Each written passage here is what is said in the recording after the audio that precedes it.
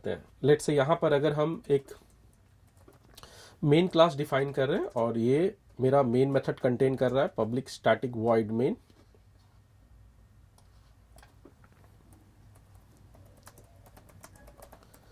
और सपोज यहां पे इस मेन मेथड में मेरे पास एक बीएलसी क्लास है जिसका नाम है एम्प्लॉय। एक BLC class, business logic class है जिसका नाम है एम्प्लॉय। और सपोज मेरा जो पहला एम्प्लॉय है वो कौन है, मेरा पहला एम्प्लॉय जो है वो suppose Ram. So employee Ram is equal to what, new employee. तो ये हमने पहले, जैसा कि मैंने पहले वीडियोस में भी बात करा था कि सबसे पहले हमें ऑब्जेक्ट के बारे में सोचना है। तो सबसे पहले आप किसके बारे में सोच रहे हो, आप राम ऑब्जेक्ट के बारे में सोच रहे हो। यहां पे आपने एक ऑब्जेक्ट क्रिएट किया, एम्प्लॉय का एक ऑब्जेक्ट क्रिएट किया, और जो एम्प्लॉय है मेरा वो क्या है, राम है।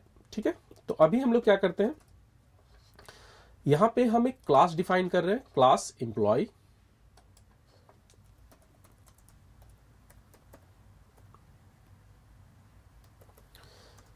और इस क्लास में हमें क्या डिफाइन करना है, तो मैंने आपसे कहा था कि हमेशा जब भी हम क्लास को डिजाइन करते हैं तो सबसे पहले मुझे ऑब्जेक्ट के बारे में सोचना है। तो सबसे पहले मैं किसके बारे में सोच रहा हूं, मैं ऑब्जेक्ट के बारे में सोच रहा हूं। तो इंप्लॉय मेरा एक ऑब्जेक्ट है और मेरे इंप्लॉय का नाम क्या है, मेरे इंप्लॉय का नाम है राम। अब उस ऑब्जेक्ट के आप प्रॉपर्टीज और बिहेवियर के बारे में सोचिए। यानी वो जो राम मेरा ऑब्जेक्ट, जो ऑब्जेक्ट है जिसका नाम राम है, जिस ऑब्जेक्ट का नाम राम है, उसके प्रॉपर्टीज और बिहेवियर क्या क्या है। तो एक क्लास जो होता है वो जनरली क्या होता है, इट इज अ कंपोनेंट जिसके थ्रू हम ऑब्जेक्ट के प्रॉपर्टीज और उसके बिहेवियर को डिफाइन कर सकते हैं। तो यहां पर जो मेरा एम्प्लॉय क्लास है उसमें मेरे क्या क्या प्रॉपर्टीज हो सकते हैं। तो मैं लिख सकता हूं इंट एम्प्लॉय नंबर, ये मेरा एक प्रॉपर्टीज हो सकता है। स्ट्रिंग एम्प्लॉय नेम,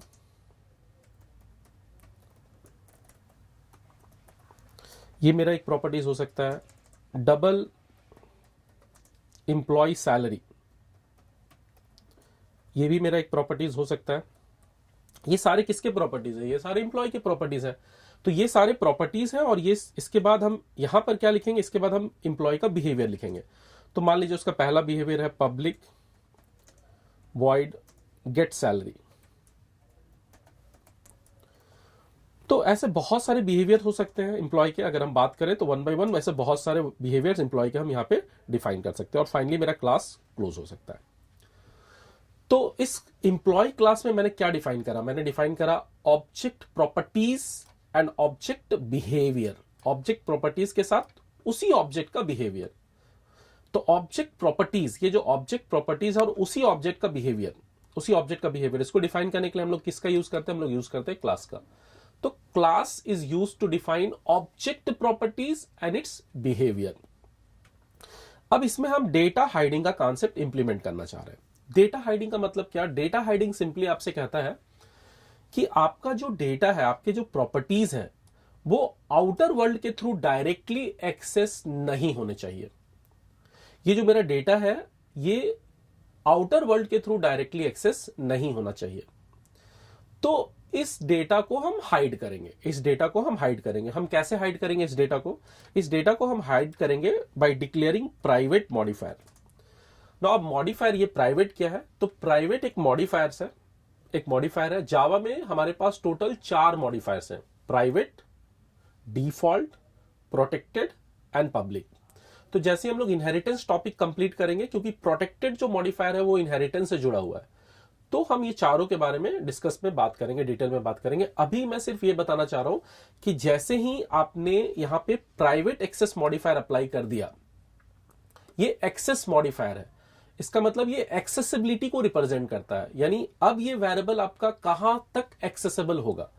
तो ये एम्प्लॉय नंबर जो है, जब जैसे ही आपने इसे प्राइवेट डिक्लेयर कर दिया, अब जो इसकी एक्सेसिबिलिटी होगी वो सिर्फ क्लास तक ही होगी। यानी आप इस एम्प्लॉय नंबर को क्लास के अंदर ही यूज कर सकते हो, क्लास के अंदर से ही एक्सेस कर सकते हो। अगर कोई थर्ड पार्टी, कोई बाहर का यूजर इसको यूज करना चाहे आपके एम्प्लॉय नंबर को, तो ये पॉसिबल नहीं है। तो इसी तरह से जितने भी डेटा मेंबर्स हैं मैं उनको क्या डिक्लेयर कर दूंगा, मैं उनको प्राइवेट डिक्लेयर कर दूंगा। तो इससे क्या फायदा हो रहा है, इससे फायदा हो रहा है सिर्फ एक फायदा, हमारा जो डेटा मेंबर है वो बाहर से डायरेक्टली एक्सेसिबल नहीं होना चाहिए।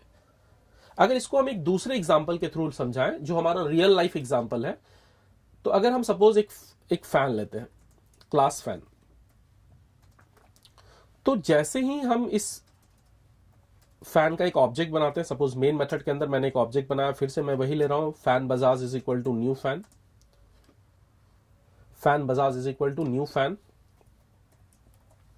तो जब भी मुझे इस फैन की सर्विसेज की जरूरत है, जब भी मुझे इस फैन की सर्विसेज की जरूरत है, तो क्या हम इसके डेटा को एक्सेस कर रहे हैं या इसके बिहेवियर को एक्सेस कर रहे हैं? हम हमेशा इसके बिहेवियर को एक्सेस कर रहे हैं। एज ए यूजर मुझे कभी भी उसके डेटा को एक्सेस करने की कोई जरूरत नहीं है। जैसे अगर यहां पर हम बात करें कि इस फैन में क्या क्या डेटा है, तो अगर हम बात करें इस फैन में एक कॉइल है, इस फैन में विंग्स है, तो क्या कभी भी फैन को स्टार्ट करने के लिए हम लोग कॉइल और विंग्स को डायरेक्टली टच करते हैं? नहीं, बिल्कुल नहीं। अगर मुझे फैन की सर्विसेज चाहिए तो उसके लिए मेरे पास क्या, उसके लिए मेरे पास बिहेवियर है, public void start how to switch on the fan, और पब्लिक वॉइड स्टॉप, यानी हम कैसे फैन को स्विच ऑफ करें। पब्लिक वॉइड स्टॉप, हम कैसे फैन को स्विच ऑफ करें। यहां पर हम क्या लॉजिक लिखे, फैन के स्टार्ट करने का लॉजिक लिखे, और यहां पे फैन को बंद करने का लॉजिक लिखे। तो जब भी मुझे फैन की सर्विसेज चाहिए, सपोज मुझे फैन की सर्विसेज चाहिए, मुझे फैन स्टार्ट करना है, तो मैं क्या लिख सकता हूं, बजाज डॉट स्टार्ट। ठीक है, मुझे स्विच ऑफ करना है तो मैं क्या लिख सकता हूं, बजाज डॉट स्टॉप। यानी एज ए यूजर मुझे भी डायरेक्टली डेटा एक्सेस करने की कोई जरूरत नहीं है, क्योंकि एक यूजर जो होता है वो हमेशा फंक्शनलिटी ऑफ द प्रोडक्ट के ऊपर डिपेंड करता है। जैसे जब आप एक स्कूटी खरीदते हो या एक कार खरीदते हो, तो आप कभी भी ये पूछते हैं अपने डीलर से कि मैंने स्कूटी के लिए पूरा प्राइस पेमेंट करा है, आप मेरे को इसका इंटरनल डिटेल्स बताओ, इसके अंदर क्या चीजें हैं। ठीक है, तो ये चीजें कहीं ना कहीं, ये चीजें एब्स्ट्रैक्शन से भी जुड़ा हुआ है। ठीक है, तो जो यूजर को चाहिए वो मुझे देना है उसे, और जो यूजर को नहीं चाहिए उसे मुझे छुपा लेना है। तो यूजर को भी क्या चाहिए, यूजर को चाहिए फैन स्टार्ट होना चाहिए, फैन स्टॉप होना चाहिए। तो मैंने क्या किया, ये जो कॉइल और विंग्स है इन दोनों को मैंने क्या डिक्लेयर कर दिया, प्राइवेट। तो डेटा आपका डायरेक्टली एक्सेसिबल नहीं होना चाहिए। कॉन्सेप्ट क्या है, डेटा आपका डायरेक्टली थर्ड पार्टी उसको एक्सेस ना कर सके। This is called data hiding. Data hiding. Sir अगर हम डेटा हाइडिंग नहीं करते हैं तो क्या नुकसान होता है हमें? अगर हम डेटा हाइडिंग नहीं करते हैं तो हम सिक्योरिटी को लॉस करते हैं, यानी हमारे प्रोग्राम में सिक्योरिटी को, हमारा प्रोग्राम जो होगा वो ज्यादा सिक्योर नहीं होगा। हालांकि ये एनकैप्सुलेशन का भी पार्ट है, तो उसमें हम लोग और डिटेल बात करेंगे। यहां पे एक छोटा सा प्रोग्राम बना के हम आपको दिखाना चाह रहे हैं ताकि आपका डेटा हाइडिंग क्लियर हो जाए, क्योंकि डेटा हाइडिंग और एब्स्ट्रैक्शन के थ्रू ही हम एनकैप्सुलेशन को अचीव करेंगे। तो सबसे पहले आपको यह बिल्कुल क्लियर होना चाहिए कि डेटा हाइडिंग है क्या, और फिर हम लोग बात करेंगे एब्स्ट्रैक्शन, और तब डेटा हाइडिंग और एब्स्ट्रैक्शन को मिलाकर हम लोग अचीव करेंगे एनकैप्सुलेशन। तो यहां पर हम लोग सबसे पहले बात करते हैं कि डेटा हाइडिंग क्या है। तो सपोज यहां पे मैंने एक न्यू पैकेज ले लिया, com.ravi.data हाइडिंग, और यहां पे मैंने फिनिश, फिलहाल इसकी जरूरत नहीं है, डेटा हाइडिंग। अब यहां पे मैंने एक क्लास लिया, न्यू क्लास, ये मेरा बिजनेस लॉजिक क्लास है जिसका नाम है कस्टमर। कस्टमर ये मेरा बिजनेस लॉजिक क्लास है, और इसी में हम एक और क्लास ले रहे हैं जो कि मेन क्लास होगा, लेकिन यहां पे हम नाम इसका चेंज कर रहे हैं। इसका नाम हम ले सकते हैं बैंक एप्लीकेशन। बैंक एप्लीकेशन, यहां पर मुझे मेन मेथड चाहिए क्योंकि मेरा ये एग्जीक्यूटेबल लॉजिक क्लास है।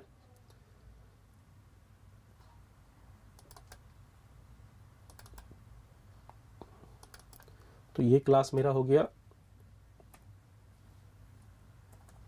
बिजनेस लॉजिक क्लास, जहां पर हम सारा लॉजिक लिखेंगे, और ये मेरा हो गया एग्जीक्यूटेबल लॉजिक क्लास। तो मैंने सबसे पहले क्या कहा, मैंने फर्स्ट वीडियो में ही आपसे, या सेकंड वीडियो में मैंने आपसे बात करा था कि जब भी आप एक क्लास डिजाइन करना चाह रहे हो तो सबसे पहले आपको क्या करना है, सबसे पहले आपको एक ऑब्जेक्ट बना लेना है। ठीक है, तो यहां पे हम सबसे पहले एक ऑब्जेक्ट बना लेते हैं कस्टमर। सपोज एक कस्टमर है मेरे पास, customer suppose C1 is equal to new customer. तो यहां पे कस्टमर क्लास को पहले सेव कर लेते हैं। Customer C1 is equal to new customer. तो ये मेरा एक C1 कस्टमर ऑब्जेक्ट बन गया। C1 जो है वो रेफरेंस वेरिएबल है जो कस्टमर ऑब्जेक्ट को रेफर कर रहा है। Reference variables are always used to refer the object. तो अब इस कस्टमर के बारे में आप सोचो कि वो कस्टमर का प्रॉपर्टीज क्या क्या है। तो यहां पर बहुत सारे प्रॉपर्टीज हो सकते हैं कस्टमर के, पर मैं यहां पे फिलहाल उस कस्टमर का एक प्रॉपर्टीज डिफाइन कर रहा हूं जो कि बहुत इंपॉर्टेंट प्रॉपर्टीज है, double balance. Double balance is equal to let's say 10,000, मतलब 10,000 रुपीज डिपॉजिट करके ये कस्टमर अपना बैंक में अकाउंट ओपन कर रहा है। ठीक है, अब इसके बिहेवियर क्या क्या हो सकता है कस्टमर का। तो कस्टमर का बिहेवियर जो बहुत इंपॉर्टेंट बिहेवियर है, पहला हो सकता है पब्लिक। अब यहां पे हम लोग पब्लिक क्यों लिख रहे हैं वो भी हम बात करेंगे आज। पब्लिक वॉइड डिपॉजिट, यानी ये पैसे डिपॉजिट कर सकता है। अब जब जैसे ये पैसे डिपॉजिट करेगा तो मैं जानना चाहूंगा कि कितना अमाउंट आपको डिपॉजिट करना है। तो यहां पे हम लोग क्या पास करेंगे, इंट अमाउंट, एक पैरामीटर वेरिएबल। अब यहां पे हम लॉजिक क्या लिख सकते हैं, हम लिख सकते हैं कि लुक, यहां पर हम दिस डॉट बैलेंस भी लिख सकते हैं जस्ट फॉर इंफॉर्मेशन। ओके, ऐसा जरूरी नहीं है कि आप यहां पे दिस डॉट बैलेंस लिखो ही, पर आप लिख सकते हो। दिस कीवर्ड का यूज कब है, जब आपका इंस्टेंस वेरिएबल और पैरामीटर वेरिएबल दोनों का नाम सेम हो जाए। पर यहां पे इसकी जरूरत नहीं है, पर अगर आप चाहो तो आप यहां पे भी लिख सकते हो। This dot balance is equal to what, this dot balance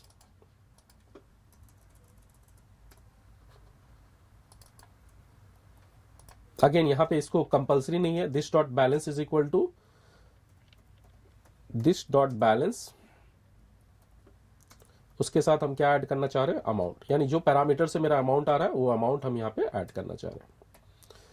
but again this keyword is not compulsory है, बट आप चाहो तो आप यूज कर सकते हो इंस्टेंस वेरिएबल को रिप्रेजेंट करने के लिए।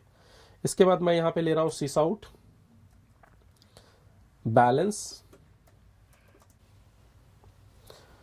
ठीक है, तो यहां पे दिस कीवर्ड कंपल्सरी नहीं है, अगर आप चाहो तो आप ले सकते हो इंस्टेंस वेरिएबल को रिप्रेजेंट करने के लिए।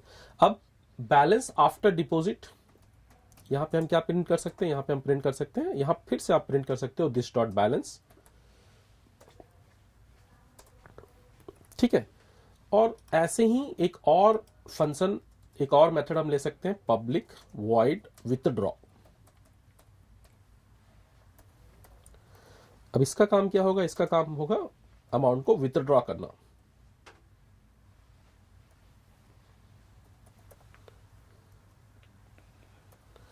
तो यहां पे भी हम क्या लिख सकते हैं, this dot balance is equal to this dot balance minus withdraw amount, जो हम पैरामीटर के थ्रू पास कर रहे हैं।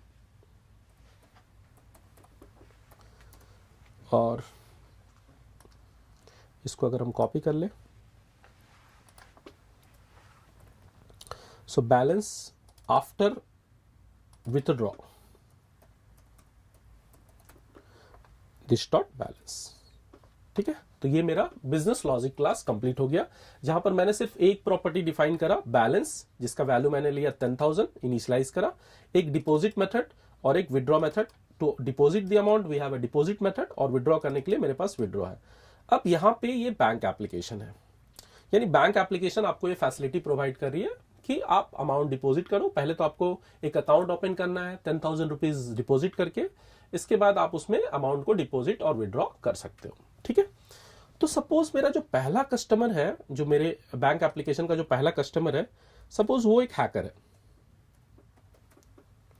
Customer hacker is equal to new customer. तो बैंक डजंट नो कि वो हैकर है या रियल कस्टमर है। अब ये हैकर क्या कर रहा है,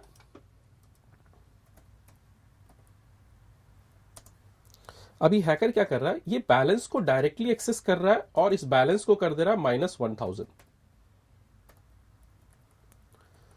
ओके, ये जो हैकर है ये बैलेंस को डायरेक्टली एक्सेस करके बैलेंस को क्या कर दे रहा है, 1,000। और उसके बाद जब आप मनी डिपॉजिट कर रहे हो, सपोज यहां पे हम डिपॉजिट कर रहे हैं अमाउंट डिपॉजिट, सपोज यहां पे मैंने 2,000 डिपॉजिट करा, तो मेरे हिसाब से जो बैलेंस है वो क्या होना चाहिए, मैंने 10,000 अकाउंट ओपनिंग के समय दिया था और अभी मैं 2,000 अमाउंट पे कर रहा हूं। ओके, तो जब हम इस प्रोग्राम को रन करा रहे हैं, बैलेंस आफ्टर डिपॉजिट 1000 ओनली, जबकि मेरा एक्सपेक्टेशन क्या है 12000। तो आप देखो आपके डेटा को कोई भी बाहर से डायरेक्टली एक्सेस कर पा रहा है, आपके डेटा को कोई भी बाहर से डायरेक्टली एक्सेस कर पा रहा है। ये बहुत बड़ा सिक्योरिटी इशू है, हमारे डेटा को कोई भी बाहर से डायरेक्टली एक्सेस ना कर पाए। अब इससे बचने के लिए हम क्या करेंगे, इससे बचने के लिए हम इस डेटा को, मेरे डेटा को हम क्या डिक्लेयर करेंगे, प्राइवेट। जैसे ही मैंने यहां प्राइवेट डिक्लेयर करा, आप देखो आपको एक एरर मिल रहा है। क्या एरर मिल रहा है, अगर आप यहां पे जाओ तो यहां पे क्या एरर है, the field customer dot balance is not visible, यानी बैलेंस जो वेरिएबल है वो यहां पे विजिबल नहीं है, वो यहां पे अलाउड नहीं है, आप उसको यहां पे एक्सेस नहीं कर सकते। परफेक्ट। तो यानी अब अगर वो हैकर भी है तो वो बाहर से मेरे डेटा को एक्सेस नहीं कर सकता। तो जब भी वो मेरे डेटा को एक्सेस करना चाहेगा, उसको किसके थ्रू एक्सेस करना होगा, फंक्शंस के थ्रू एक्सेस करना होगा, मेथड्स के थ्रू एक्सेस करना होगा। और यही रीजन है कि हम फंक्शंस को हमेशा क्या बनाते हैं, पब्लिक, और डेटा को हमेशा क्या बनाते हैं, प्राइवेट। तो data must be declared as private. Okay, अब कहीं कहीं पे डेटा को हम प्रोटेक्टेड भी डिक्लेयर करते हैं, उसके बारे में बात करेंगे। फिलहाल यहां पे data must be declared as private and जो फंक्शंस हैं that must be declared as public. अब आपके दिमाग में एक सवाल आ रहा होगा कि सर यहां पर हैकर ऐसा भी तो कर सकता है -2000, ठीक है, ठीक है, डेटा वो एक्सेस नहीं कर सकता, लेकिन वो तो -2000 अमाउंट डिपॉजिट कर ही सकता। हालांकि रियल टाइम में ये पॉसिबल नहीं है, बैंक में आप -2000 अमाउंट कैसे जमा करोगे। बट इस प्रोग्राम की मैं बात कर रहा हूं, अगर ये दिमाग में आ रहा है तो सपोज अगर ये दिमाग में आ रहा है, तो जैसे ही मैंने इसको रन कराया तो मेरा एक्सपेक्टेशन अगेन कितना है, 12000, पर बैलेंस आफ्टर डिपॉजिट कितना हो रहा है, 8000। अब इससे कैसे बचा जाए, इससे बचने के लिए क्या करना होगा, देखिए फंक्शनलिटी, जो फंक्शन है आपके, जो मेथड्स हैं, उसमें आपको एक फैसिलिटी है कि आप वहां पे वैलिडेशन प्रोवाइड कर सकते हो, आप वहां पे वैलिडेशन प्रोवाइड कर सकते हो। डेटा के साथ क्या है, data is directly accessible from outer world, but functions क्या है, अगर मुझे इससे बचना है तो मैं क्या कर सकता हूं, मैं लिख सकता हूं इफ अमाउंट, जो मेरा अमाउंट है वो अगर लेस देन और इक्वल टू 0 है तो हाँ you are a hacker, just joking, तो यू आर ए हैकर। और amount can not be deposited, आप ऐसा लिख सकते हो, amount can not be deposited. Okay, और अगर एल्स है तो फिर ये पूरा लॉजिक उसके अंदर आ रहा है। तो यहां पे हम एक ब्रेसेस दे दे रहे हैं, यहां पे भी ब्रेसेस दे सकते हो, कोई दिक्कत नहीं है। तो यहां पे भी एक ब्रेसेस दे देते हैं, क्योंकि एल्स में ब्रेसेस देंगे, इफ में नहीं देंगे तो अच्छा नहीं लगेगा, तो एल्स में भी एक ब्रेसेस दे दे रहे हैं। ठीक है, अब मैं इसे सेव कर लेता हूं और इसको अब रन कराता हूं। तो जैसे हम रन कराते हैं, हाँ यू आर ए हैकर, तो आपको एक मैसेज ब्लिंक करेगा, क्योंकि आपने अमाउंट क्या पास किया, आपने अमाउंट पास किया -2000। अभी सपोज यहां पे हम अगर कुछ भी, जब तक हम पॉजिटिव अमाउंट नहीं पास करते, जब तक हम पॉजिटिव अमाउंट नहीं पास करते, तब तक मेरा एप्लीकेशन हमको क्या दे रहा है, यू आर ए हैकर। और जैसे ही हम यहाँ पे कोई भी पॉजिटिव अमाउंट पास करेंगे, तो suppose 100 rupees I want to deposit, तो ये 100 रुपीज मेरे अकाउंट में डिपॉजिट हो जाएगा, 10,100। यानी फंक्शंस के थ्रू हम वैलिडेशन परफॉर्म करके चीजों को कंट्रोल कर सकते हैं। इसलिए डेटा जब भी एक्सेस होगा वो फंक्शंस के थ्रू ही एक्सेस होगा, मेथड्स के थ्रू ही एक्सेस होगा, डायरेक्टली हम डेटा को एक्सेस नहीं कर सकते हैं। और उससे बचने के लिए हम क्या करेंगे, उससे बचने के लिए हम अपने डेटा को कंपलसरी डिक्लेयर करेंगे प्राइवेट, दैट इज कॉल्ड